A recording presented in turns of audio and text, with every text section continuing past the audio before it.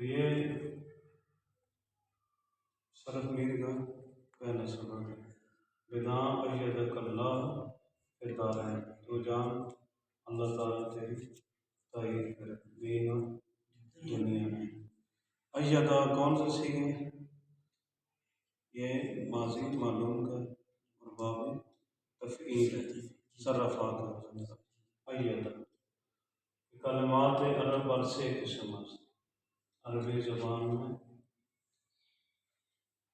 کلموں کی تین قسم: اسم، فعل، حرف۔ اسم جو راجل و علم، اب دو انہوں نے دیے ہیں، ایک راجل ایک علم۔ راجل اس میں ذات ہے اور علم اس میں صفت۔ اسی طرح فعل کی بھی انہوں نے دو قسمیں دی ہیں، ضرب اور دارج۔ ضرب فعل ثلاثی اور دارج فعل رباعی۔ حرف کی بھی انہوں نے دو مثالیں دی، من و الا۔ من حرف ابتدا اور الا حرف انتہا، جیسے حدیث کے الفاظ اطلب العلم من المہد الی اللحد، علم حاصل کرو گود سے گور تک۔ یہ چیز ہو تصریف جو صرف آپ پڑھ رہے ہیں۔ تصریف در لغت گردانیدن چیزس ازال بات ہے۔ دو اصطلاحیں ہیں، ایک لغوی ہے، اصطلاحی۔ دو معنی ہوتے ہیں، یا اصطلاحی معنی ہوتا ہے یا لغوی معنی ہوتا ہے، ٹھیک ہے؟ تو اصطلاح میں اور لغت میں بڑا فرق ہوتا ہے۔ لغت میں یہ کہتے ہیں کہ تصریف کا معنی ہے کسی چیز کو ایک حال سے دوسرے حال میں تبدیل کرتے ہیں۔ جیسے آپ اٹھے ہیں بیٹھ جائیں، سوتے ہیں تو جاگ جائیں، غصے میں ہیں تو غصہ ختم ہو جائے، کتاب کھلی ہے وہ بند ہو جائے، آپ گھر میں تھے آپ سفر میں، تو یہ اس عمل کو تصریف کہتے ہیں۔ لیکن اصطلاح میں صرف اسے نہیں، وہ کہتے ہیں صرف عبارت است گردانیدن از یک لفظ و سوء صیغۂ مختلف۔ علماء اصطلاح کہتے ہیں کہ صرف ایک عبارت ہے جو گردان کرنے سے حاصل ہوتی ہے، ایک لفظ کو مختلف صیغے بنانے سے، تاکہ اس کے مختلف معنی حاصل ہو جائے۔ اب پیچھے آپ نے تین چیزیں پڑھی، اسم، فعل اور حرف، اور یہ جو تصریف ہے صرف ہے، اس کے عمل کو گردان کہتے ہیں۔ اب یہ کہہ رہے ہیں کہ در اسم تصریف اندر پہنچ، اس میں گردان بہت کم ہے، جیسے راجل، راجلان، رجال و رجال۔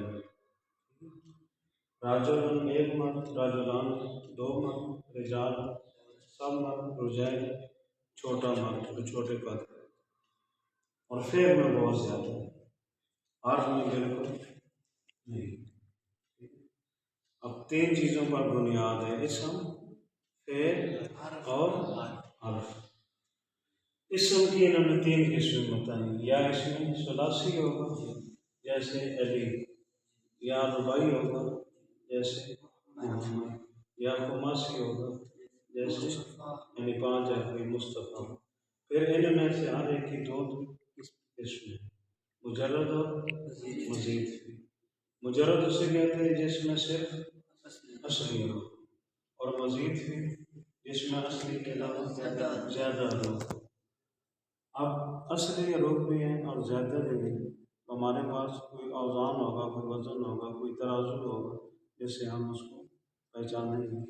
تو سب سے پہلے ثلاثی، اس کا ثلاثی جو ہے نا مجرد ثلاثی کا ہم وزن لے لیں گے، وہ ہمارے پاس وزن ہے فعل، عین، لام۔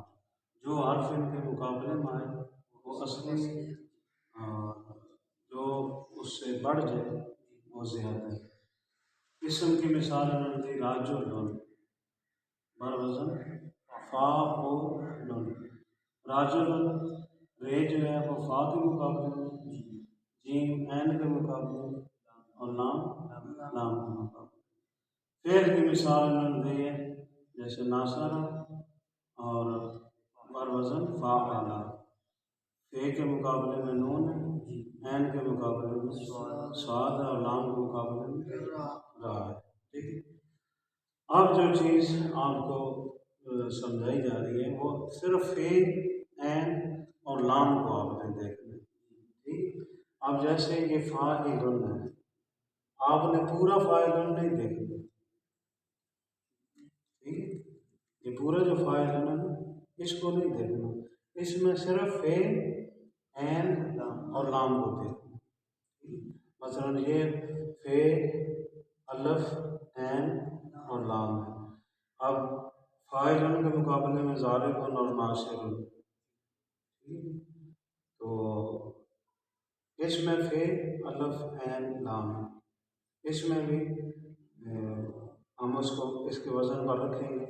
जब फे के मुकाबले में ज़ार, अलफ के मुकाबले में अलफ, ऐन के मुकाबले में रा और लाम के मुकाबले में दे।